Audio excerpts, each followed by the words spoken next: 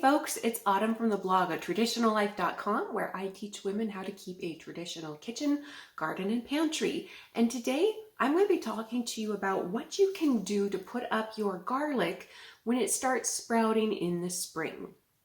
Because here's the thing, garlic keeps really well in a dark, cool-ish place through the winter months, but once spring comes, it knows it's spring, and it starts putting up little shoots in order to reproduce.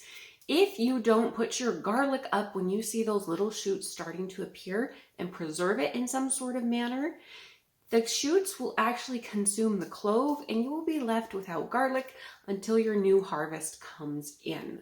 At least here in my climate, around April is when we start to lose some of our garlic to sprouts. So today I'm just going to show you 3 different ways that you can preserve your garlic that don't involve canning or dehydrating. The first method is very, very simple, and this is particularly handy if you use your garlic in homemade condiments, salad dressings, homemade mayo, meat marinades. This method is really great for that. So to do it, all you need is a mason jar, peeled garlic, and a bunch of apple cider vinegar. Now you can use homemade apple cider vinegar for this or store-bought. It really doesn't matter, but all you do is peel up your garlic cloves and then you put them in the jar. You can do it whole, or if you want, you can dice it up as well. Do it in slices if you prefer that for some reason. Personally, I just put whole garlic cloves in, and then you simply cover them with apple cider vinegar. You probably do want to pop a little weight on top just to keep the garlic cloves submerged. And then it can go straight to the refrigerator, and you can just pull out cloves as needed, especially for those things I previously mentioned.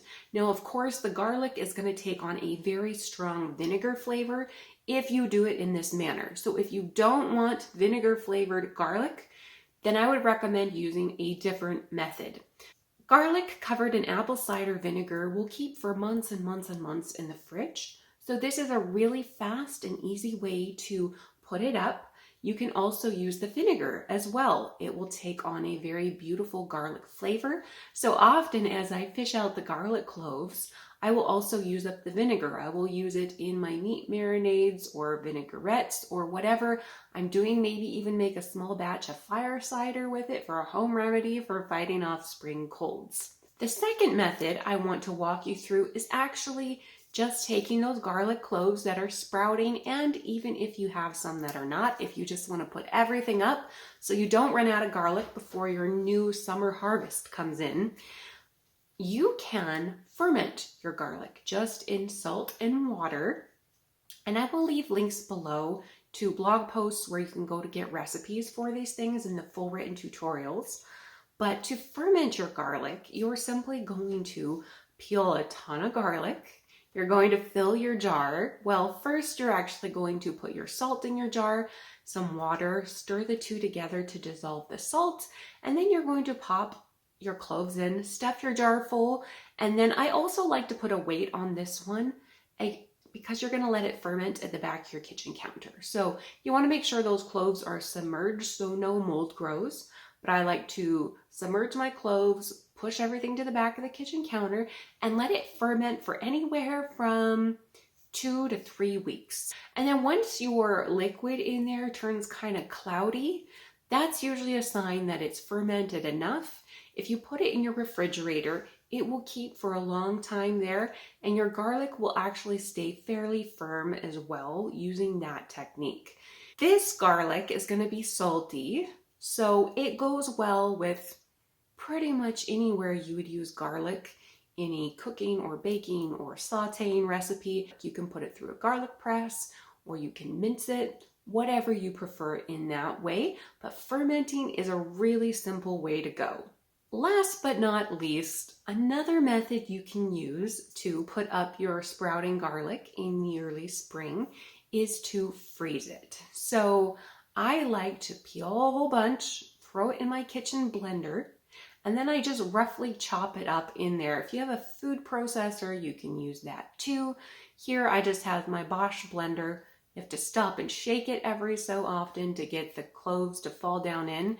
And when you do this, you don't want to fill your blender more than, oh, I don't know, a quarter full. You get it too full and the cloves on the top won't get chopped up. So just a tip for you there.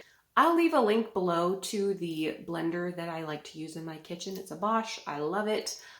After your garlic has been all chopped up by the blender, then you're just going to take either a teaspoon or a tablespoon, whichever you prefer. I use a lot of garlic in my kitchen, so I prefer the tablespoon. But you're just going to very lightly pack garlic into your spoon. Don't pack it too hard. In fact, pack is probably the wrong word to use here. Just fill it, press down once lightly, and then you can tap it out onto a piece of parchment paper. Make a bunch of little mounds, a tablespoon or a teaspoon of garlic each. Pop them in the freezer, and then when they come out, they'll be frozen solid, and you can bag those up, and then they're really easy to grab out. You can throw them in omelets when you're sauteing meat, in soups, stews, gravy, whatever you use garlic on. You can just pull this out and throw it right in. It's raw, so it will need to be cooked a little bit if you want the cooked garlic flavor. But it's a super fast and super simple way to just put up a ton of garlic very quickly. It takes up very little space as well. So freezing your garlic is another great way to go. If you don't want to do any of those options, you can absolutely just hang on to your garlic. You can eat the green shoots. They're not, they're just garlic flavored. They're totally safe to eat. And you can just pound your way through the garlic.